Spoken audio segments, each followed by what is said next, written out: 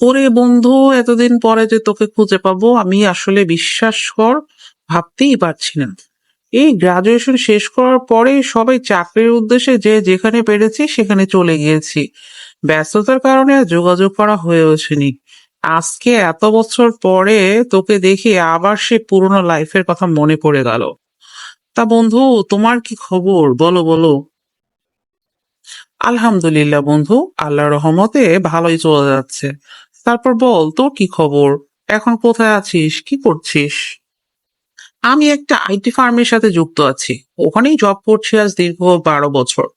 ওখানকার স্যালারিও বেশ ভালো, আর সুযোগ সুবিধাও অনেক ভালো। আর তাছাড়া ওখানে যারা কলিগ আমার আছে সবাই অনেক ফ্রেন্ডলি। তাই ওখান থেকে আর মুভ অন করিনি। তা বন্ধু, তোমার কি অবস্থা? তুই তো জানিস আমি ফার্মাসি নিয়ে পড়াশোনা করেছি। আছি আলহামদুলিল্লাহ একটা ওষুধ কোম্পানিতে।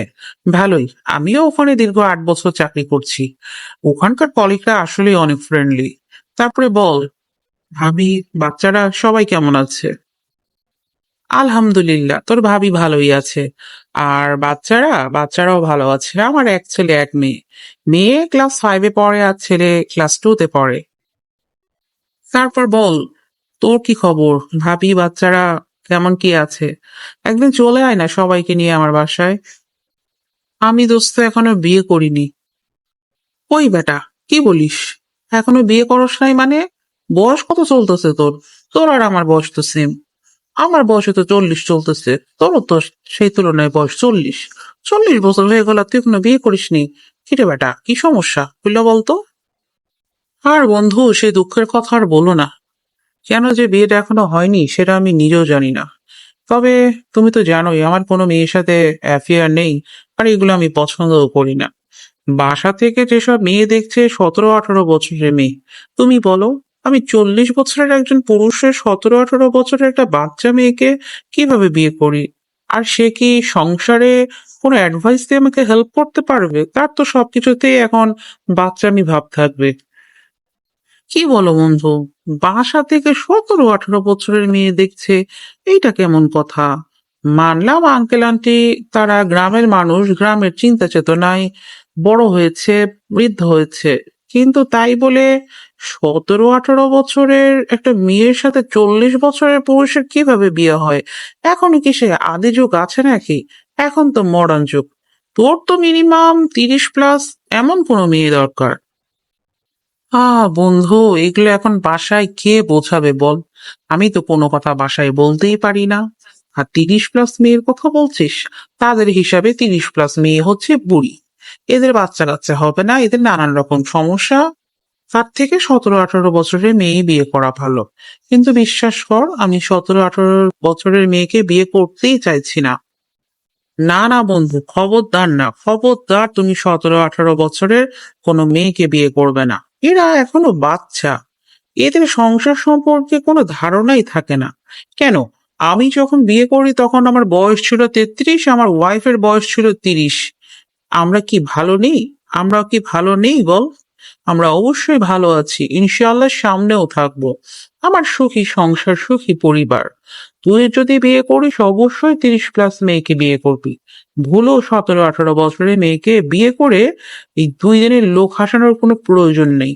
বলা তো যায় না, ডিভোর্স যে হারে এগোচ্ছে, ডিভোর্স হয়েও যেতে পারে।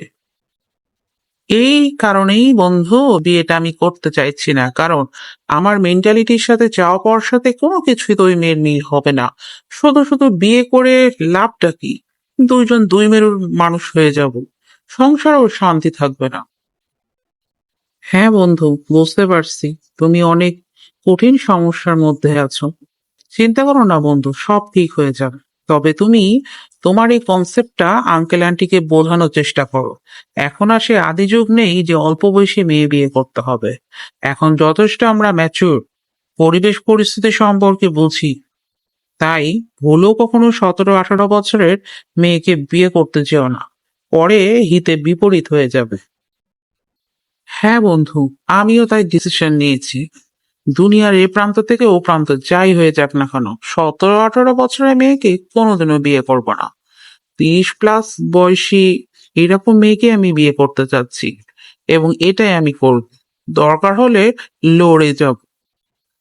ওহ বন্ধু, তোমার এই ডিসিশনে না আমি অনেক খুশি। কারণ কি জানো তো, আমাদের দেশে এরকম অনেক ছেলেরা আছে যে বেশি বয়স্ক হয়েও অল্প বয়সী মেয়ে খোঁজে। ওরা হলো অসুস্থ মস্তিষ্কের মানুষ। এদেরকে ট্রিটমেন্ট করানো উচিত। কারণ নিজের বয়সের সাথে সমতা রেখেই অলওয়েজ বিয়ে শাদী করতে হয়। আর ওইসব বোকা বলদগুলা বুঝেই না। আমি আবার এই টাইপের মানুষগুলো দেখলে না অলওয়েজ অ্যাভয়েড করে চলি। আফটার অল আমরা ম্যাচিওর, ওদের মতন ইম্যাচিওর না। উফ, যা বলেছো বন্ধু, আসলেই তাই। আমার এরকম বেশ কয়েকটা কলিগ আছে যারা বেশি বয়স্ক কিন্তু বিয়ে করেছে অল্প বয়সী মেয়ে।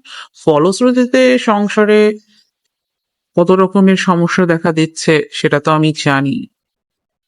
হ্যাঁ, এইরকমই হবে, তাছাড়া আর কি হবে। যাই হোক, যাদের এসব দেখে শেখার ইচ্ছা তারা শিখুক, কিন্তু অবশ্যই ম্যাচিউর পার্সনের মতন অলওয়েজ আচরণ করতে হবে। এই ম্যাচিউরের মতন কখনো কোনো আচরণ করা যাবে না।